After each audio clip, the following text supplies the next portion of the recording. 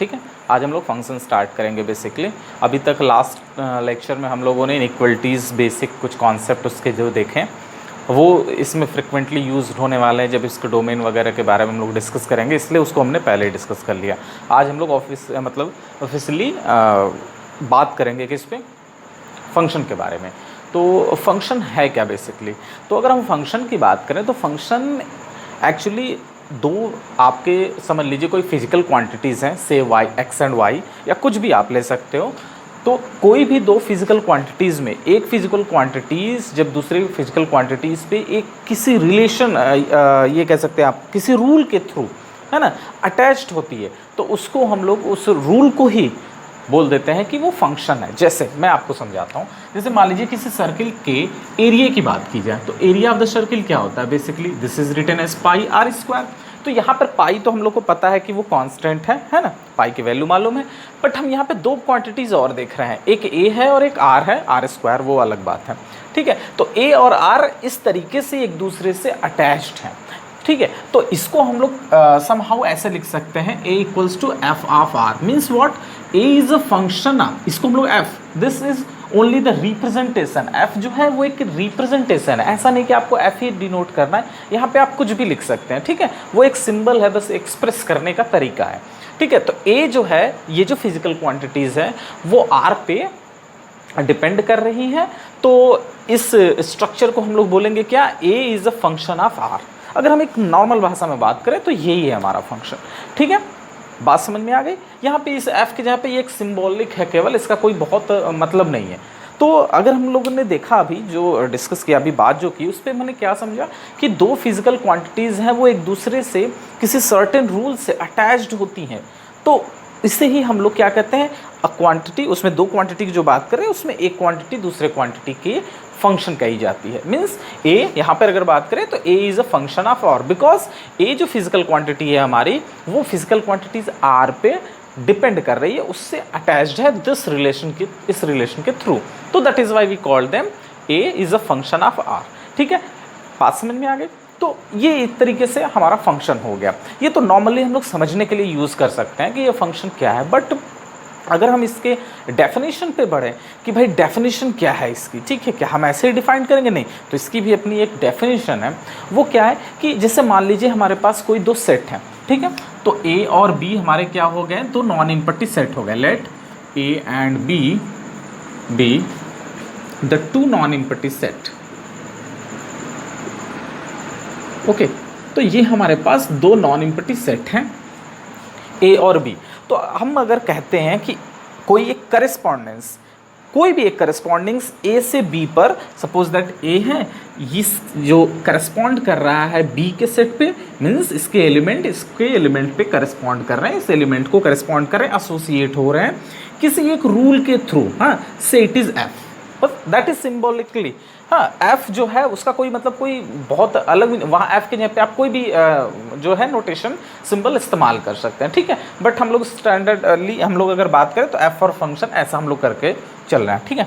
तो ए के जो है ए और बी जो नॉन इम्पटी सेट है, तो सेट ए के एलिमेंट्स एफ के थ्रू, और ये एफ क्या है? This is a rule or any correspondence, मतलब एक तरीके से अटैच कर देना, ओके। तो इसके एलिमेंट को f के थ्रू हम इसके एलिमेंट से अटैच कर पा रहे हैं, इस रूल को, वो जो f है जो रूल वो फॉलो करेगा, इस रूल को ही हम लोग क्या कहते हैं? करेस्पॉन्डेंस फंक्शन कहते हैं बेसिकली, ठीक है। मैपिंग भी इसको बोला जाता है। एक्चुअली हम यहाँ पे मैप करा रहे हैं इसके एलिमेंट को इस सेट पे, ठीक है। तो अगर हम लोग इसकी डेफिनेशन की बात करें तो ए और बी अगर कोई नॉन इम्पटी सेट हो गया, then function from A to B is a rule or correspondence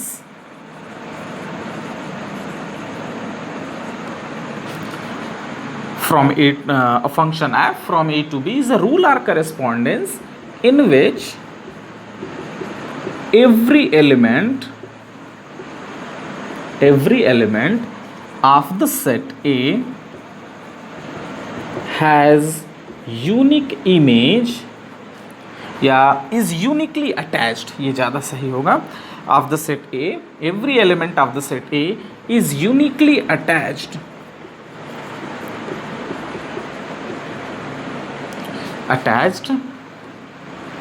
with the element of B, element of the set B. Okay तो फंक्शन हम लोगों ने ये इसकी हम लोग डेफिनेशन ये है क्या कि A और B अगर कोई नॉन इम्पटी सेट है तो function from A to B का मतलब it is particularly a rule or correspondence, जिसमें क्या होता है कि एवरी एलिमेंट, सारे एलिमेंट किसके, A के, वो सेट B के एलिमेंटों के साथ यूनिकली अटैच हों। ठीक है, बात समझ में आ गई। यूनिकली अटैच मतलब एक एलिमेंट से अटैच होने के बाद वो ही एलिमेंट किसी दूसरे से अटैच नहीं हो पाना चाहिए। कैसा, मैं करके दिखाता हूँ। जैसे मान लिया एक सेट ये है और आपका ये एक सेट बी है, से इट इज ए, से इट इज बी। ओके, तो इसमें भी कुछ एलिमेंट होंगे भाई। नॉन इम्पट्टी की बात की जा रही है यहाँ पे, तो नॉन इम्पट्टी का मतलब भाई कुछ एलिमेंट कंटेन करेंगे। मान लिया हमने x1 x2 कुछ फाइनाइट एलिमेंट पे फिलहाल बात करें, x1 x2 x3 हो गया। Say it is some element it also have like y1 y2 y3। हाँ, जरूरी नहीं कि बराबर हो भाई, मैं एक आपको बात बस केवल समझा रहा हूँ कि ये लिखा हुआ क्या है। तो इसका मतलब क्या होता है, x1 जो है इसके किसी भी एलिमेंट से मिलने के लिए फ्री है, तो अटैच कर देते हैं। मान लिया हमने y3 से अटैच कर दिया via this mapping or function f। ठीक है, तो अभी फंक्शन फिलहाल नहीं कह रहे हम लोग हैं, इस मैपिंग के थ्रू, इस रूल के थ्रू हमने x1 को y3 से अटैच कर दिया। अब बात आती है यहाँ यूनिकनेस की। यूनिकनेस का मतलब अब x1 किसी और एलिमेंट से अटैच नहीं हो सकता, मतलब we can't write this. Okay, अब हम इसको y2 से अटैच नहीं कर सकते। अगर ऐसा होता है तो ये कंडीशन जो है कहाँ गया, यूनिकली, ये जो कंडीशन है वो हमारा फेल हो जाएगा। तो इस कंडीशन को हमें फेल नहीं होना। तो यहाँ पर बेसिकली अगर बात करें तो दो चीज़ों पे ज़रा ध्यान देना है हमें। क्या, एक तो वो यूनिकली अटैच होना चाहिए इसके सारे एलिमेंट से, मतलब एक एलिमेंट किसी एक यूनिकली किसी एक पर्टिकुलर एलिमेंट से अटैच होगा, और साथ ही साथ every element of the set ए, इसके सारे एलिमेंट कहीं ना कहीं अटैच होने चाहिए। तो फिलहाल अगर हम इसके फंक्शन की बात अगर करें तो फंक्शन हमारा क्या है, अगर मैं कहें कि x1 अगर y3 से रिलेटेड है, कोई बात नहीं, x2 आपको किसी से रिलेट कर दो, इवन आप चाहते हो तो y3 से भी कर सकते हो, x3 को चलो y3 से कर दें, ये आपका फंक्शन है। क्यों, पहली बात तो इसके सारे एलिमेंट इस रूल के थ्रू पार्टिसिपेशन कर रहे हैं। हाँ, कर रहे हैं। देखिए इस f के थ्रू यहाँ पे मैप हो रहा है, और क्या वो यूनिकली अटैच हो रहे हैं इससे b से, देखते हैं। x1 यूनिकली y3 पे जा रहा है, x1 किसी और से अटैच नहीं है। x2 y3 पे जा रहा है, x2 किसी और से अटैच नहीं है। x3 y3 पे जा रहा है, x3 किसी और से अटैच नहीं है। भाई इधर से तो हम बात ही नहीं कर रहे ना, हम तो बात कर रहे हैं सेट A के सारे एलिमेंट यूनिकली अटैच होने चाहिए एलिमेंट ऑफ B से। हमने तो बात की नहीं कि B के एलिमेंट जो होने चाहिए वो भी यूनिकली अटैच होने चाहिए, ऐसी तो बात हमने की नहीं। इधर से हमें देखना है, ठीक है, इस सेट के थ्रू जहाँ से मैपिंग स्टार्ट होके जिस सेट पर जा रही है उससे हमें बात करना है। तो बात समझ में आ गई। तो फंक्शन क्या है यहाँ पर, फंक्शन हमने देखा कि function is basically a rule or correspondence in which a set element of a set is uniquely attached with every element of the set is uniquely attached with some elements of the set B under that rule. Okay, if it is, then we say that the जो rule है हमारा वो हमारा function है। अच्छा ठीक है, ऐसा चीज़ हम लोग अटैचमेंट की अगर बात करें तो हम लोग इसको ऐसे रिलेशन में भी हम लोग देखे थे ना, कुछ एलिमेंट अटैच करते थे।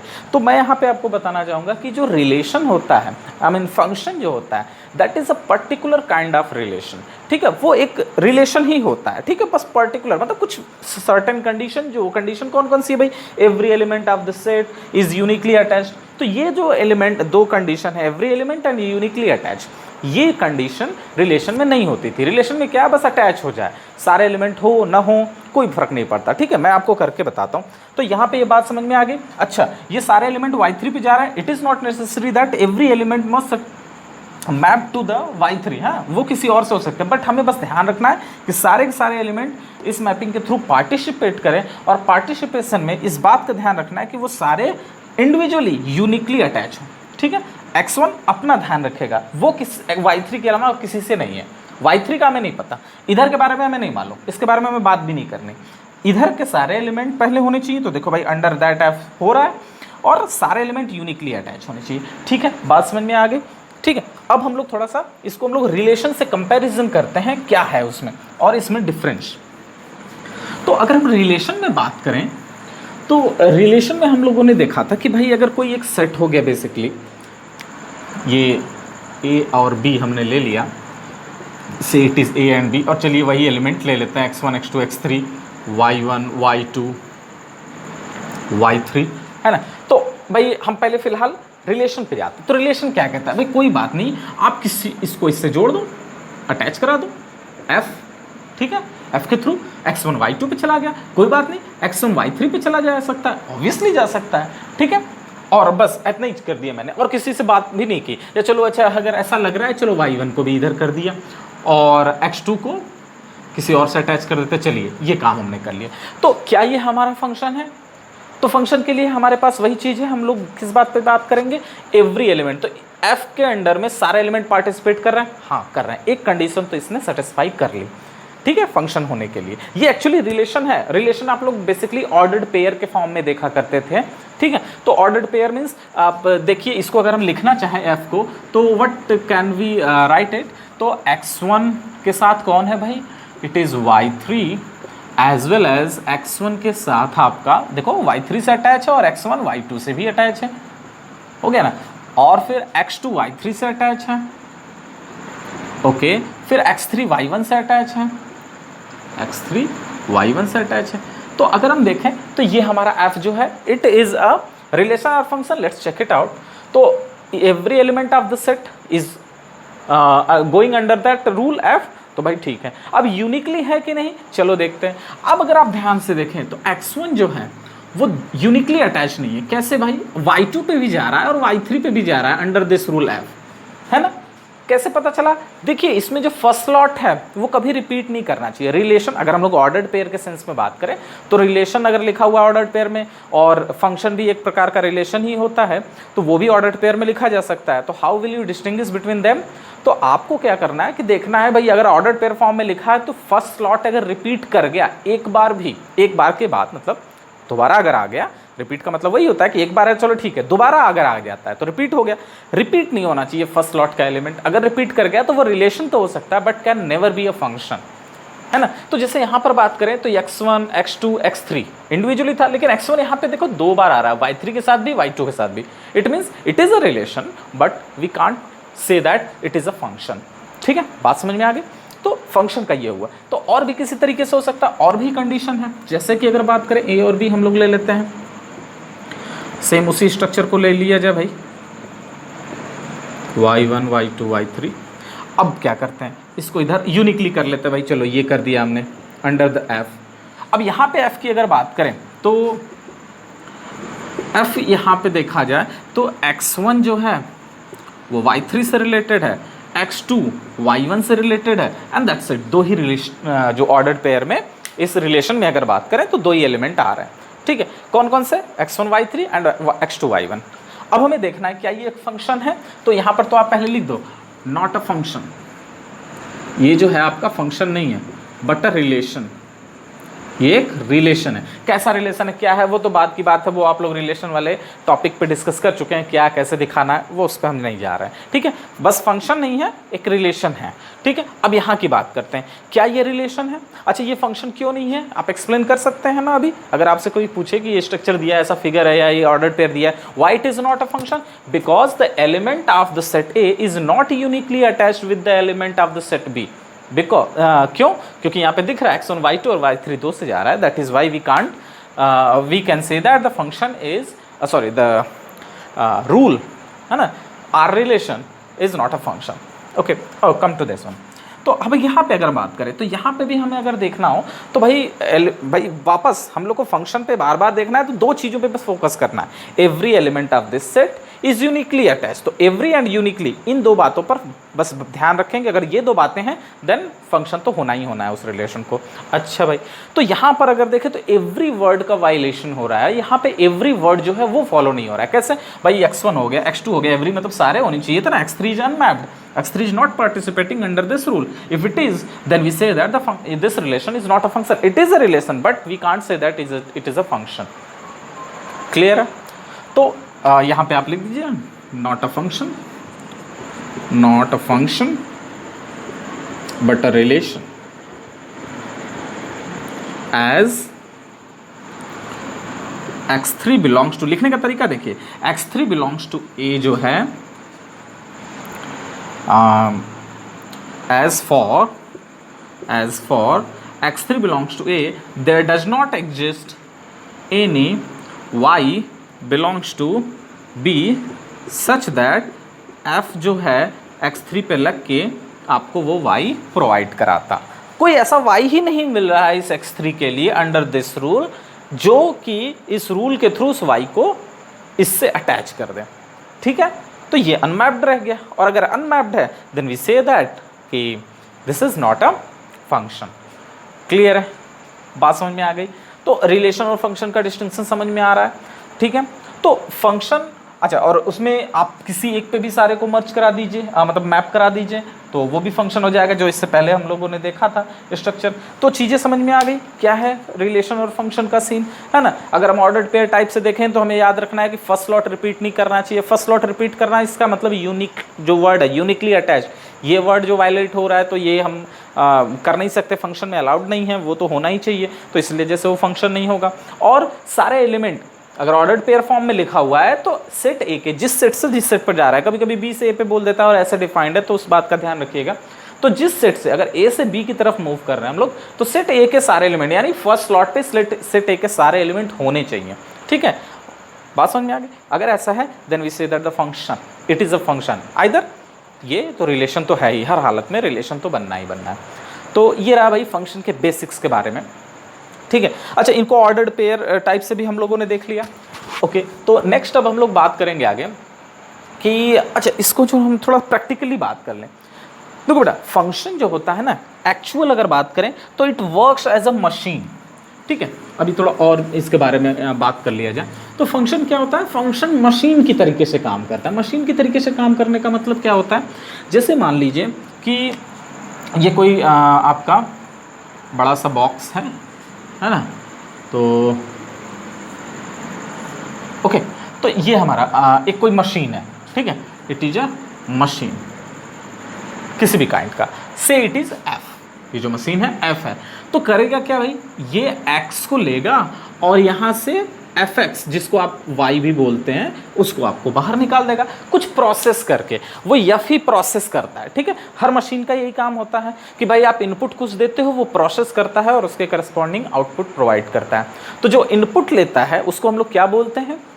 फंक्शन के लिए जो इनपुट ले रहा है वो हमारा डोमेन होता है। उस इनपुट के सारे जो जिस के लिए फंक्शन डिफाइंड है, ठीक है, जिस इनपुट के लिए ये फंक्शन डिफाइंड होगा, उन सारे इनपुट का एक कलेक्शन, एक सेट तैयार कर लेंगे। उस सेट को ही हम लोग बोलेंगे डोमेन ऑफ द फंक्शन। अगर हम डोमेन ऑफ द मशीन बोल लो, अगर हम यहाँ पे अगर फंक्शन को मशीन की तरह ट्रीट कर रहे हैं तो।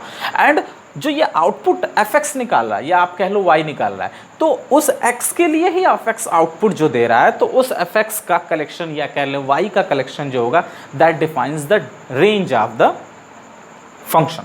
ठीक है, तो बात समझ में आ गई? फंक्शन जो होता है that works as a machine basically. Okay, उसमें आप कोई भी इनपुट दोगे, जैसे कि आप फैन ले लो, आप यहाँ से एक्स को रेगुलेट करते हो तो यहाँ से वाई रेगुलेट होता है। मतलब एक्स के फैन के रेगुलेटर को यहाँ से स्लो करते हैं, फास्ट करते हैं हम लोग, यहाँ से नंबर 1, नंबर 2, नंबर 3, 5 तक होते हैं। तो जिस हिसाब से यहाँ पे हम मॉनिटर करेंगे, जिस हिसाब से इसको कंट्रोल करते हैं, उसकी स्पीड जो होती है वो आउटर जो आउटपुट वो दे रहा है। आउटपुट बेसिकली क्या है भाई, आप यहाँ से इलेक्ट्रिसिटी कंट्रोल कर रहे हैं वाया दैट रेगुलेटर, और वहाँ से वो एयर थ्रो यानी अपनी स्पीड को मॉनिटर कर रहा है अकॉर्डिंग टू दैट। तो अगर यहाँ से एंट्री इनपुट आप जिस तरीके से करेंगे, वो उस तरीके से आउटपुट आपको देगा। अच्छी एक बात और है, क्या सारे आउटपुट कुछ भी हम इनपुट दे दें वो हमें कुछ ना कुछ देगा? जैसे नॉर्मली अगर हम लोग होम अप्लायंस की बात करें, तो फ़ैन की ही बात करें तो उसी को ले लेते हैं हम लोग। सपोज करो कि नॉर्मली होता है कि 220, 230 या 240 तक ज़्यादातर, और आइडियल जो होता है 220 तक होता है वोल्टेज तक आपका फ़ैन जो है, जो भी होम अप्लायंस है वो प्रॉपरली वर्क करेंगे। लेकिन अगर मैं उसको 300 वोल्टेज दे दूँ, ठीक है, 300 अगर वोल्टेज दे दूँ, तो क्या वो प्रॉपरली वर्क करेगा? जबकि मैं वही दे रहा हूँ जो वो नॉर्मली ले रहा था, बट मैंने उसकी क्वांटिटी को थोड़ा सा लार्ज कर दिया, बड़ा कर दिया, तो क्या वो वर्क करेगा? नहीं, वो जो फंक्शन है वो फेल हो जाएगा, मतलब जैसे कहते हैं ना जो अप्लायंस है वो आपका ख़राब हो जाना है, जल जाएगा, ठीक है। तो उस यक्स के लिए मतलब क्या है कि अगर हम लोग देखें तो हर एक अप्लायंस पे लिखा होता है कि भाई बिटवीन दिस टू दिस ये जो है चलेगा, ठीक है, उसके बाद नहीं चलने वाला है। Okay, just a minute.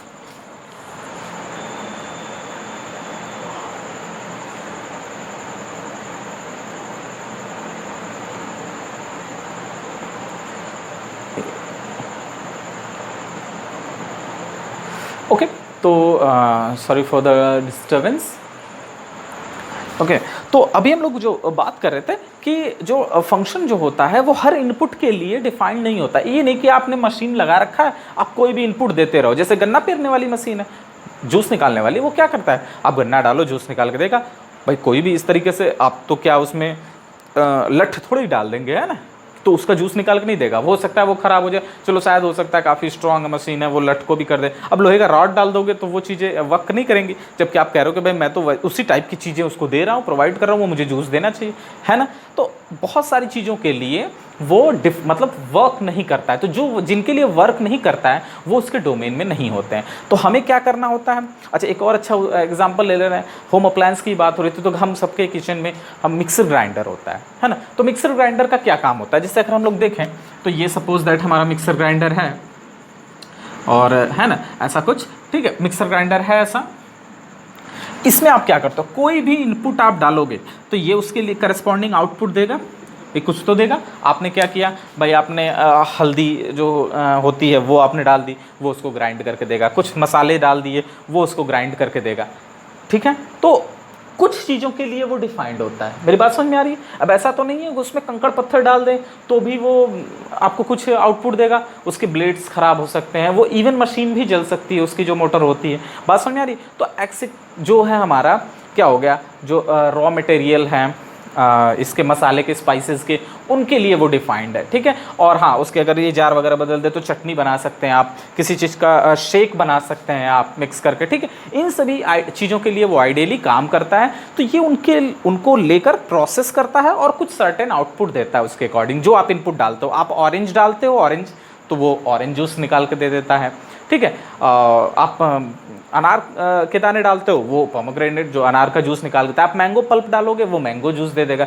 अब ऐसी बात तो नहीं है कि वो सब कुछ आप डालते जाओ और वो सारा कुछ निकाल के देता जाए, ऐसा नहीं होता। आप कांच की जो है होती हैं कंचे जो गोलियां होती हैं, उनको आप डाल दो तो क्या वो प्रोसेस करके आपको कोई जूस या कोई मटेरियल देगा? नहीं देगा, वो ख़राब हो जाएगा। मशीन जो है वो आपका काम ही नहीं करेगा। मतलब वो आप आयरन बॉल्स या जो ग्लास बॉल्स हैं उनके लिए वो डिफाइंड ही नहीं है, मतलब उनके लिए वो बना ही नहीं है। तो जिनके लिए वो नहीं बना है वो उनके जो है डिफाइनिंग डोमेन में नहीं आते। तो डोमेन का मतलब जिनके लिए वो बना हुआ है, मतलब ऑरेंज डाल सकते हैं, स्पाइसेस डाल सकते हैं, कुछ चटनी के लिए जो भी चीज़ें हैं, मैं ग्राइंडर पे फोकस करके बात कर रहा हूँ। तो इस टाइप की चीज़ों के लिए तो ओवरऑल यानी हमने अभी तक जो बात की वो क्या है कि जब भी कभी आप फंक्शन को हमने रिलेट कर दिया टोटली किससे, मशीन से, तो एकदम सेम वैसे ही फंक्शन भी हमारा काम करता है। वो क्या, जैसे कि आपका कोई फंक्शन है, इसको मैं अब हटाता हूँ, है ना। तो अब वापस आ जाता है मैथमेटिकल। काफ़ी बातें हो गई इधर उधर की। तो मैथमेटिकल की अगर बात करें तो जैसे आपका कोई एक फंक्शन है एफ, ठीक है, वो सेट ए से बी पर डिफाइंड है, ठीक है। तो ये बात जो बोल रहे हैं ना, सेट ए से बी पर डिफाइंड है, मतलब ए के सारे एलिमेंट के लिए एफ प्रोसेस करके कोई ना कोई बी के सेट बी में कोई ना कोई एक एलिमेंट जरूर प्रोवाइड कराएगा, ठीक है। तो हम लोग इसको डोमेन बोलेंगे और इसको कोडोमेन बोलेंगे, ठीक है। इसको ऐसे भी लिखा जाता है, F is that A to B, means F maps A to the set B, या element of A to the set element of B. तो ये f जो है इसके सारे एलिमेंट के लिए जब डिफाइंड होता है तो पहले तो ये डोमेन हो जाता है, अगर इसके सारे एलिमेंट के लिए डिफाइंड होगा, क्योंकि अगर सारे एलिमेंट के लिए डिफाइंड नहीं होगा तो ये लेंगे ही नहीं, ठीक है, क्योंकि एवरी एलिमेंट वाला मामला जो फंस जाएगा हमारा। तो ये हो जाएगा डोमेन और ये हो जाएगा कोडोमेन। लेकिन कोडोमेन में ये सारे के सारे एलिमेंट को प्रोसेस करके दे ये जरूरी नहीं है, इसके कुछ एलिमेंट बच भी सकते हैं जिसके लिए इधर कोई मिलने वाला नहीं है इनपुट। तो उन जो बचे हुए हैं उनको छोड़ दीजिए, जो मैप्ड हो रहे हैं इस एफ के थ्रू उनके कलेक्शन को हम लोग रेंज बोलते हैं। तो अगर हम लोग इस तरीके से देखें तो सेट ऑफ ऑल डोमेन की बात कर लें हम लोग, ठीक है।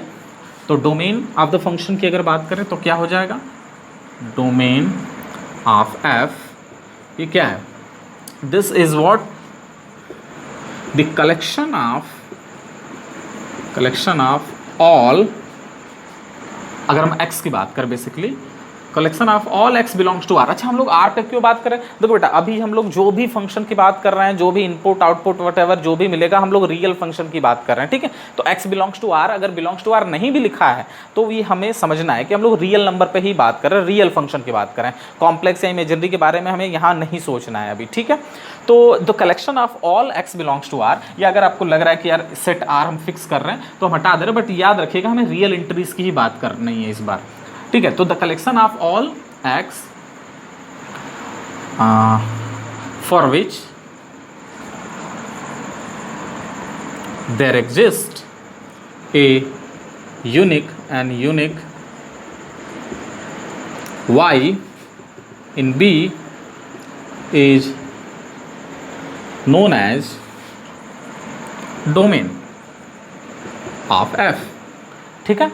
बात समझ में आ गई। डोमेन ऑफ एफ का मतलब है कि जो एफ है, the collection of all x for which there exist a unique y in B under f, under the function f, function f के through, okay, is known as domain of f, ठीक है। F के through जो जितने भी collection होंगे x के जो कि बी में जो एलिमेंट है वाई उनसे अटैच होंगे तो वो हमारा क्या कहला जाएगा, डोमेन। और रेंज क्या हो जाएगा, रेंज ऑफ एफ, तो वही जो कलेक्शन है वाई, ठीक है, कलेक्शन ऑफ वाई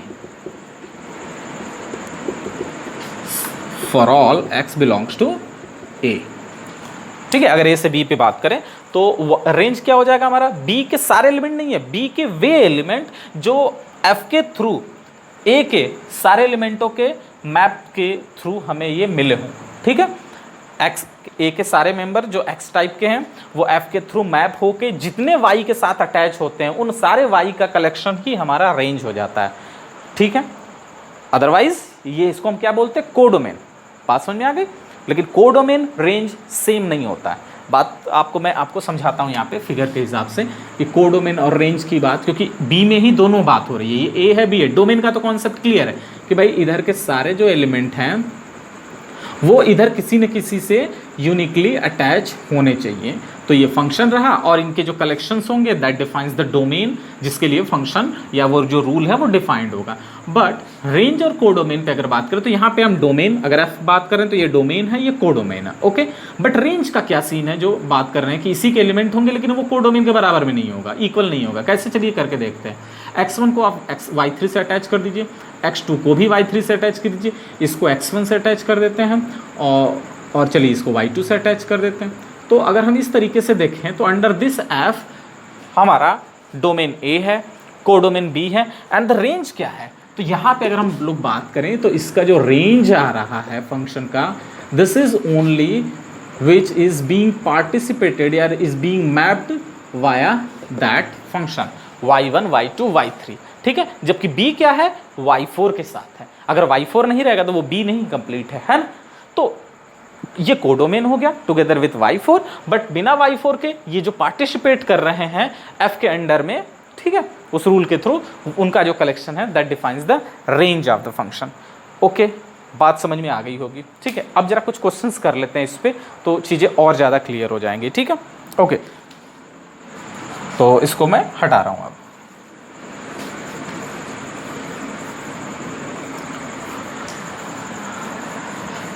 ओके, अब बात करते हैं सीधे। अच्छा, मैं उसको आगे बढ़ने से पहले मैं आपको कुछ डोमेन पे आपको कुछ चीज़ें बता देना चाह रहा हूँ। जैसे मान लो कई सारे जो फंक्शन एक साथ आ जाते हैं कभी कभी, ठीक है। एफ अगर हम नाम देते हो f1 f2 या एफ एंड जी कर लेते हैं, तो जब अलग अलग फंक्शन आते हैं लेकिन वो हमारे ऑपरेशंस जो होते हैं addition, subtraction, division and multiplication, इनके जरिए एक कंबाइंड फॉर्म में एक सिंगल फंक्शन होके हो लेकिन इंडिविजुअली वो अलग अलग हैं, तो ऐसे में डोमेन हम कैसे फाइंड करेंगे। तो उसके लिए रूल पहले डिस्कस कर लेते हैं, फिर हम लोग आगे बढ़ेंगे, ओके।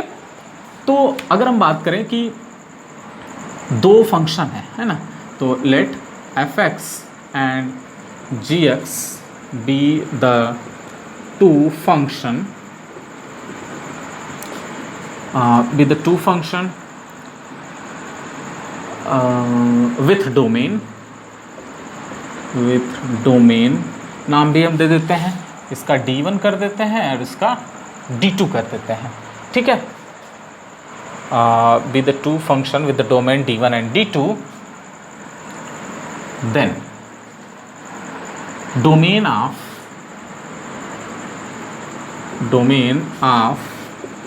the function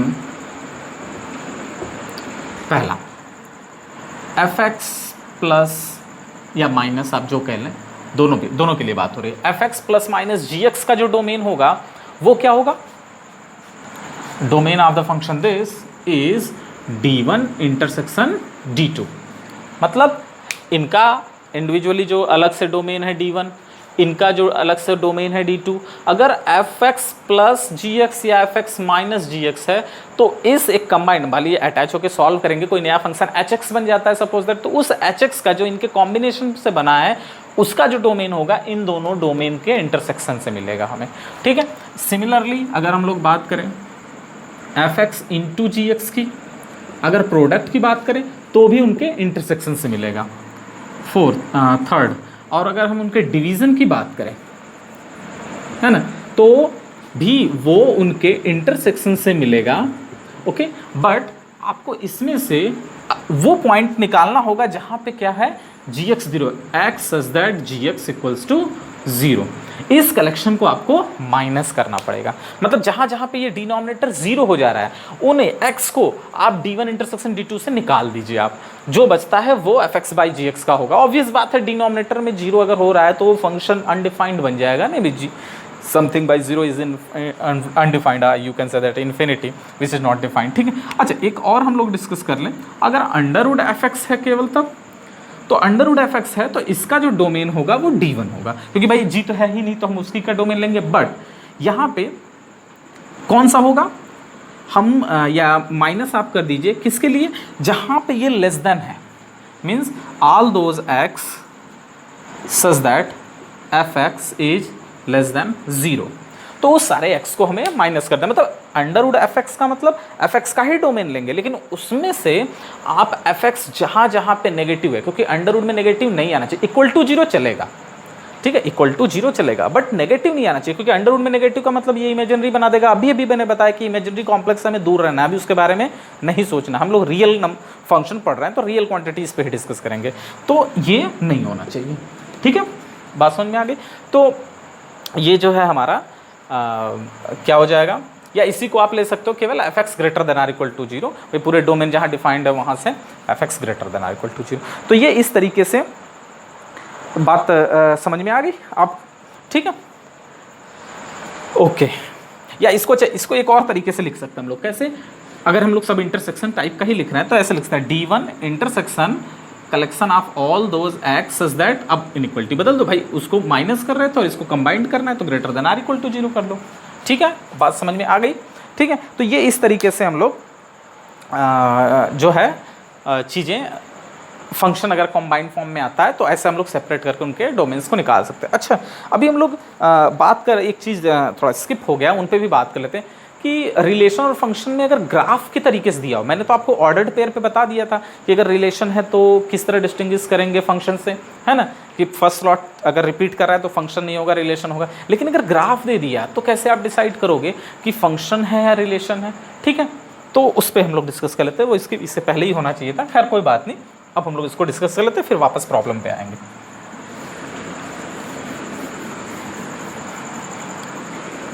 अच्छा देखिए, फंक्शन है या नहीं इसको चेक करने के लिए हम लोग वर्टिकल लाइन टेस्ट का इस्तेमाल करते हैं, अगर ग्राफ हमें दिया हुआ है तो, ठीक है। जैसे कि अगर हम लोग मान लें कि कोई भी, याद रखना, वर्टिकल लाइन टेस्ट क्या कहता है कि कोई भी ग्राफ आपका फंक्शन होगा, अगर आप वाई एक्सिस के पैरेलल, पैरेलल मतलब एक वर्टिकल लाइन होगा, वो आप एक कोई भी आर्बिट्ररी वर्टिकल लाइन खींच सकते हैं और वो लाइन कर्व को एक से ज़्यादा बार अगर इंटरसेक्ट करता है, कट करता है, तो वो फंक्शन नहीं होगा, रिलेशन हो सकता है बट फंक्शन नहीं होगा, ठीक है। तो वर्टिकल लाइन टेस्ट हमारा क्या कहता है,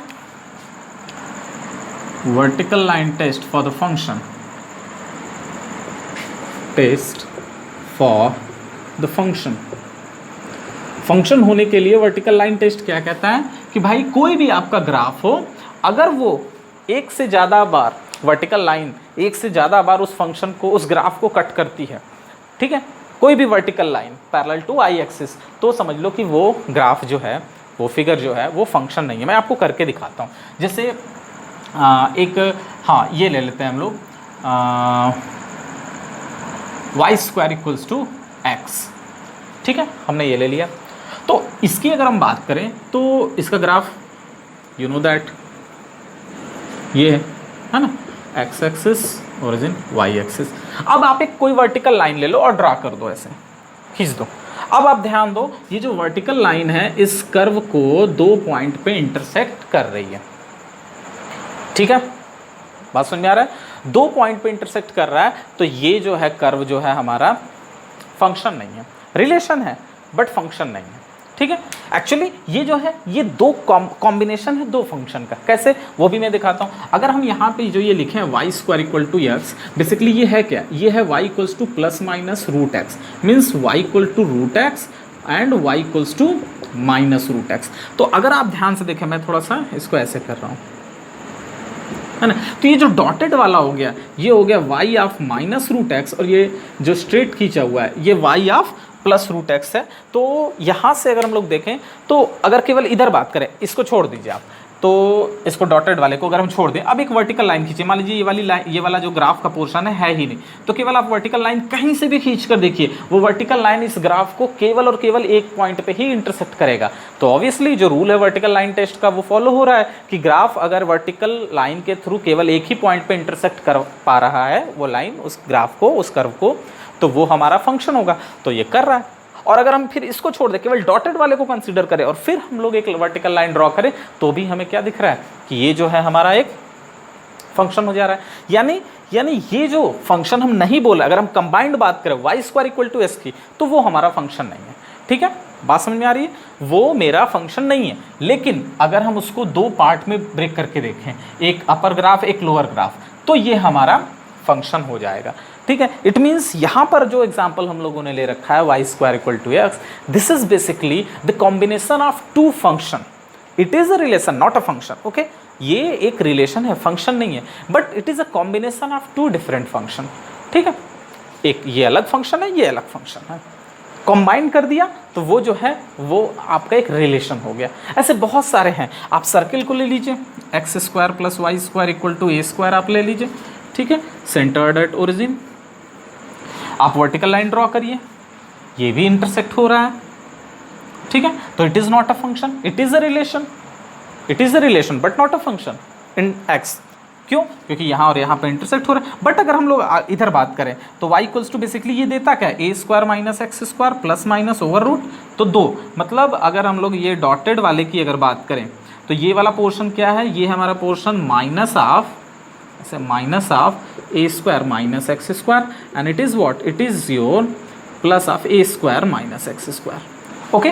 तो this is the combination of 2 function, ठीक है, but if you combine them it give you a relation not a function. But अगर हम लोग सेपरेट डील करें, अब अगर हम उसके अपवर्ड एक्स एक्सिस के ऊपर की बात करें, एक्स एक्सिस के ऊपर जो पोर्शन है ग्राफ का उसकी बात करें, तो दैट इज अ फंक्शन। आप कोई भी वर्टिकल लाइन लेके ड्रॉ करके देख लीजिए, वो यूनिक पॉइंट पे इंटरसेक्ट करेगा।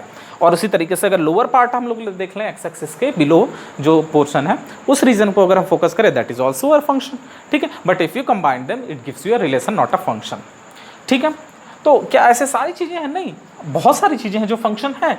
आप पैराबोला में बात करें तो पैराबोला ही ले लेते हैं, x square equal to y ले लीजिए आप, ठीक है, या y equal to x square, ऐसे कर लेते हैं, y equal to x square. अभी क्या था, y square equal to x, इसका ग्राफ कैसा होगा, you know that, x axis origin तो y एक्सिस। कोई भी आप वर्टिकल लाइन खींच कर देख लो, कोई भी लाइन, वो वर्टिकल लाइन इसको केवल हर लाइन इसको यूनिक पॉइंट पे इंटरसेक्ट कर, सॉरी यहाँ है ना, ये यूनिक पॉइंट पे इंटरसेक्ट कर रही है, तो इट इज़ अ फंक्शन, ठीक है।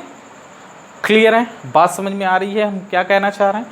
तो कोई भी, अब ऐसा नहीं जो नोन है वैसे ही आपको कोई भी एट रैंडम ऐसे दे सकता है ग्राफ, ठीक है। आप ये दे दिया कोई ग्राफ, पूछ दिया क्या ये फंक्शन है, ड्रॉ अ लाइन, ये यहाँ पे इंटरसेक्ट कर रहा है, it is not a function. Clear है? बट अगर हम बात करें, ये दे रखा है लाइक ऐसे कर लेते हैं,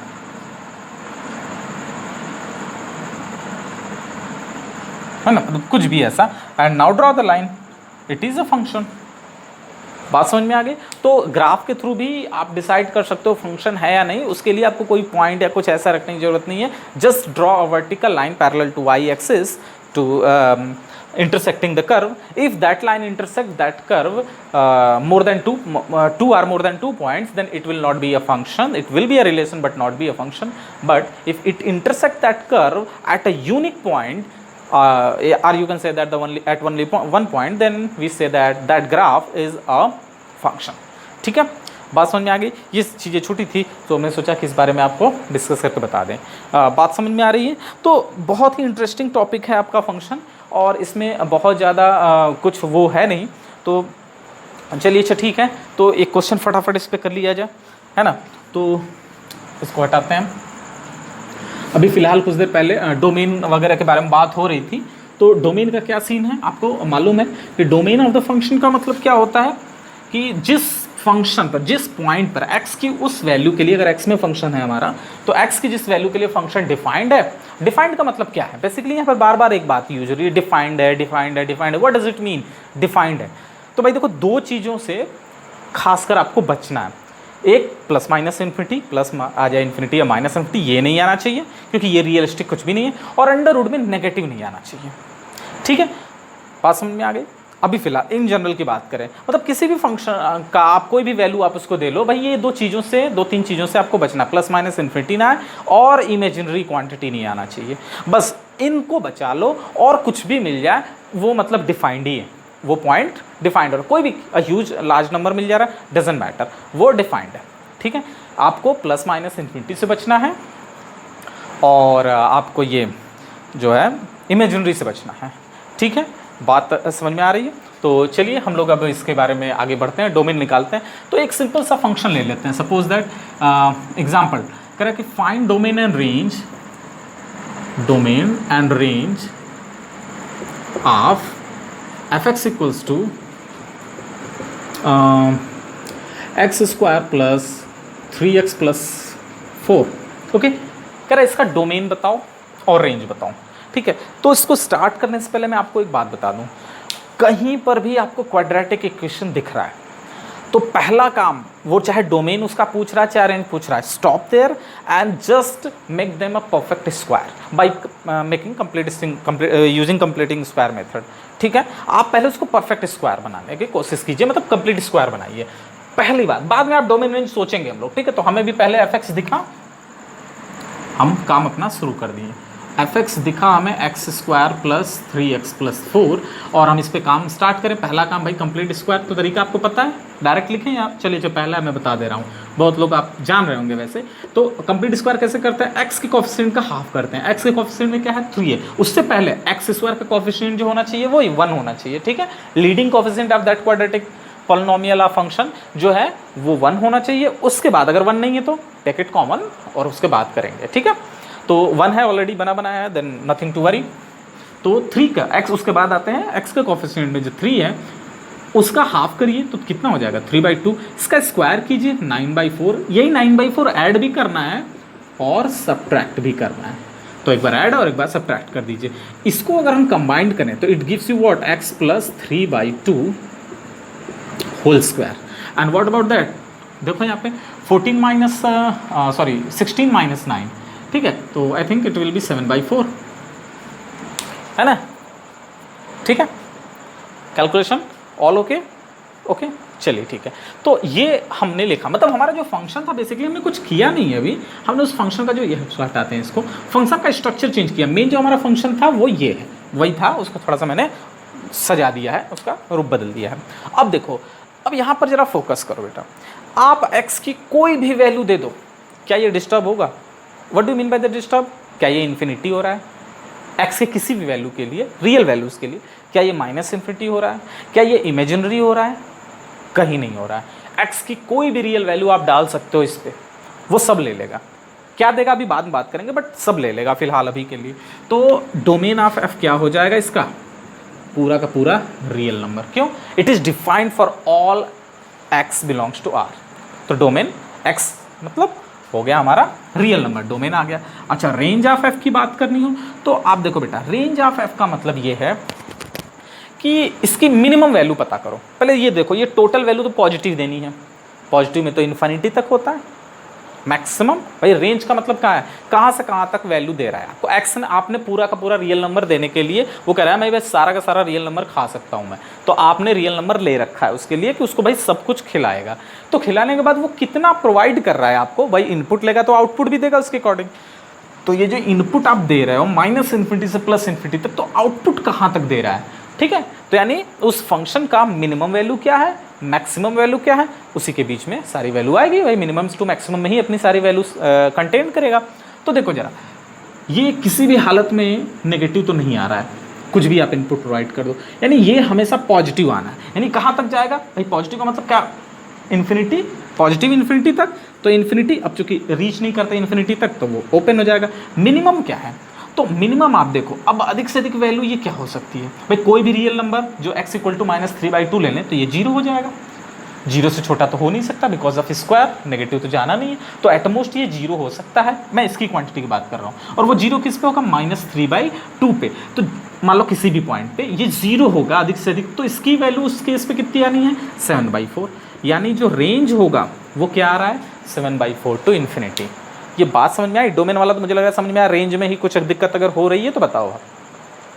ठीक है, तो आप ये चीज़ें समझ रहे हैं किस तरीके से काम हो रहा है? इसकी मिनिमम वैल्यू, इसकी मैक्सिमम। एफ एक्स कहाँ से कहाँ तक जा रहा है? जैसे एक्स अगर हम बात करें, ये जो लिखा हुआ है इसका मतलब क्या है? इसका मतलब ये है कि एक्स की वैल्यू माइनस इन्फिनिटी से प्लस इन्फिनिटी है। तो भाई इस एक्स के करस्पॉन्डिंग एफ एक्स भी तो वेरी करेगा। तो आप अगर पॉजिटिव इन्फिनिटी रखते हो तो ये पॉजिटिव इन्फिनिटी देगा। देखो, infinity plus 3/2 sum infinity square infinity plus 7/4 will also be infinity infinite quantity. तो ये हो गया इन्फिनिटी, मतलब एक्स एफ के थ्रू होकर ये इनपुट अगर देगा तो इन्फिनिटी देगा। और अगर माइनस इन्फिनिटी देगा तो भाई चूंकि स्क्वायर है तो ये उधर ही देना है। तो क्या इसकी लिमिट पिछली वाली एग्जिस्ट नहीं करेगी? मिलेगी। एक्चुअली इसमें 0 भी आएगा, 3/2 भी आएगा, -3/2 भी आएगा। तो जब ये -3/2 देगा तो ये पूरी तरह वैल्यू 0 हो जाएगा, जबकि सबसे छोटी स्क्वायर की सबसे छोटी वैल्यू क्या होती है? 0 ही होती है। तो ये सबसे कम हो जाएगा। उस केस में ये +7/4 देगा। तो यहाँ है, हाँ वो इक्वल भी देगा क्योंकि -3/2 पे ये 0 होके एफ एक्स इक्वल टू 7π/4, तो इसलिए हमने ये क्लोज ब्रैकेट इस्तेमाल किया हुआ है। ठीक है, क्वाड्रेटिक का सीन समझ में आ गया। आपको क्या करना, बिना सोचे आपको करना क्या है? पहला काम, you have to make that quadratic equation by a perfect square.